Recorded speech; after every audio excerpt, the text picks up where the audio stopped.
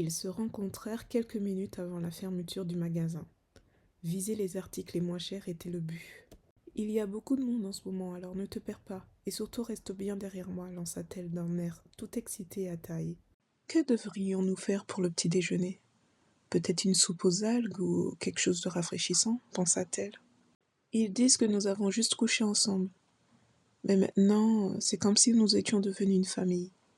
Au même instant, nous retrouvons Michel et sa copine, en train de rentrer dans la voiture après une dure journée au travail.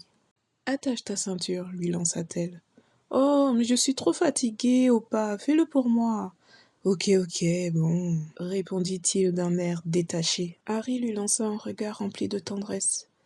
Il lui lança au travers de la voiture. Tu sais, Michel, je pense qu'on devrait changer de voiture. Pourquoi répondit-il en s'arrêtant avec une main sur le volant, le regard tourné vers l'extérieur. Celle-ci est très bien pourtant.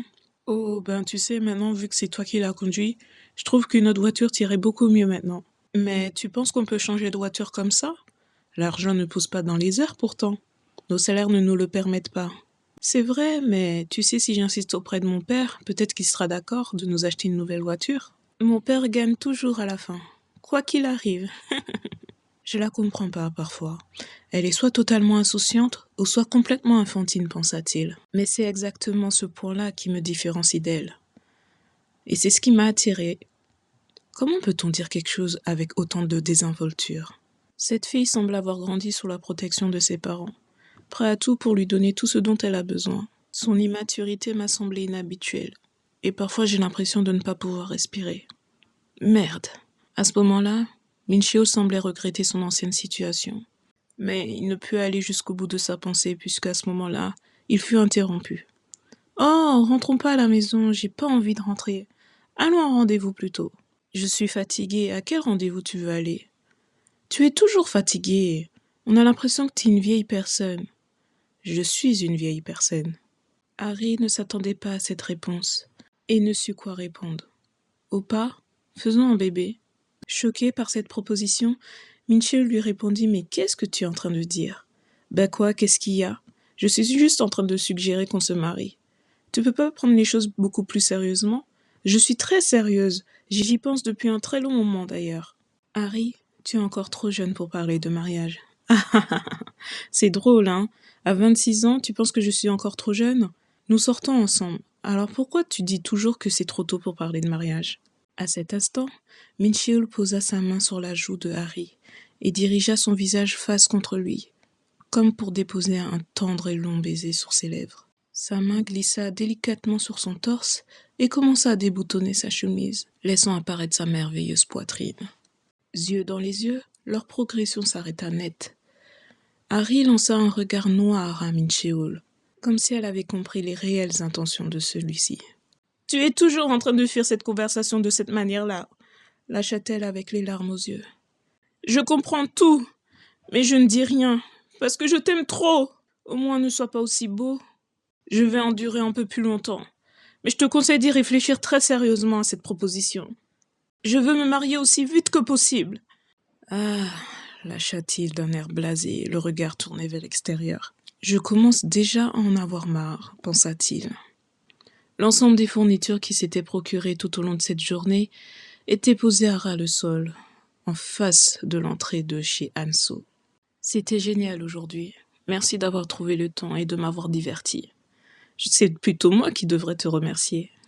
Probablement que c'était ennuyant de passer toute la journée avec une vieille femme, lança-t-elle ironiquement. Bon, eh bien, c'est le moment pour moi de te quitter. Tu pars déjà? Ben oui. Attends une seconde, le regard rempli d'hésitation. L'espace d'une seconde, elle garda le silence. Et lui rétorqua, on n'a pas encore fait ce que tu as dit vouloir faire. Alors finissons-en, avant que tu ne disparaisses encore. Tae, le regard fixe, sembla être amusé par ce qu'elle disait. Mais de quoi tu parles? Troublé par son interrogation, Anso lui rappela que plus tôt, il lui proposa de faire du shopping et également de faire à manger. Étant donné que la dernière fois il avait cuisiné pour elle souhaitait lui renvoyer l'ascenseur. Elle semblait vouloir trouver un prétexte pour le faire rester un peu plus longtemps auprès d'elle. « Au moins mange avant de partir », lâcha-t-elle, Mais amusé par ce revirement de situation, Tae se pencha au-dessus d'elle et la regarda fixement. Il perçut en un instant les réelles émotions de Hanso et voulut en jouer. Il dirigea délicatement son visage près de son oreille et lui chuchota. « Tu te rappelles, la dernière fois tu m'avais dit que les enfants qui n'avaient pas peur des adultes ne demandaient qu'à être détruits. » Honteuse, elle lui rétorqua. « Si tu ne veux pas, t'as juste à dire non. » Elle poussa la porte de son appartement et commença à la refermer derrière elle. En un instant, Tae posa le pied sur le sol, comme pour bloquer la porte. « Je n'ai jamais dit que je ne voulais pas. » « De toutes les façons, tu ne ferais rien de mal, n'est-ce pas ?»« Bien sûr que non. Pourquoi ? Tu penses que je suis un pervers ? » ?»« Non, totalement. Je ne crois pas. Alors rentre, parce qu'il fait archi froid dehors. Et ferme la porte derrière toi. »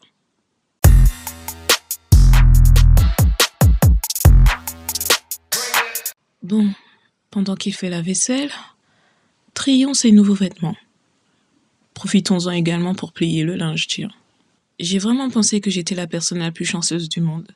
Car par pur hasard, je suis rentrée dans ce magasin rempli de promotions. Ah là là. Grâce à ça, j'ai l'impression d'avoir réglé mon problème de vêtements pour les futures prochaines années. À ce moment-là, Hanso se rappela de ce que son ami lui avait chuchoté à l'oreille. Oui, c'est vrai que la vie nous envoie beaucoup de merde. Mais les bonnes choses arrivent aussi, n'oublie pas.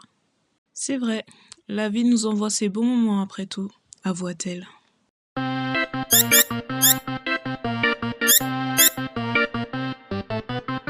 Mais qu'est-ce que t'es en train de faire, hein ? Je plie le linge, avoua-t-elle toute honteuse.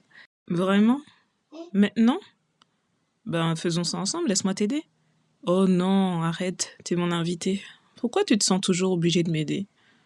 C'est parce que j'aime ce genre de choses, lui dit-il, en ayant le regard vide. À cet instant, Hanso ne put détacher son regard de celui qui était resté près d'elle à ses côtés ces derniers temps.